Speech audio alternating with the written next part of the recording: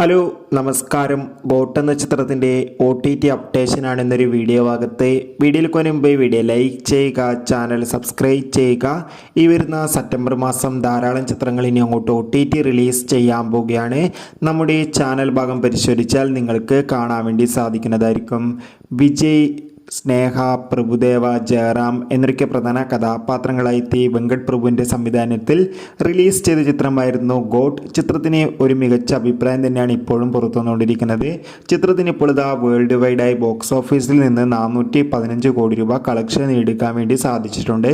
അതുകൊണ്ട് തന്നെ എല്ലാ സിനിമാ പ്രേമികളും ഒരേപോലെ ചിത്രത്തിൻ്റെ OTT റിലീസിനായി കാത്തിരുന്നു. ചിത്രത്തിൻ്റെ OTT അവകാശങ്ങളൊക്കെ നെറ്റ്ഫ്ലിക്സ് എന്ന OTT പ്ലാറ്റ്ഫോമാണ് സ്വന്തമാക്കിയിട്ടുള്ളത്.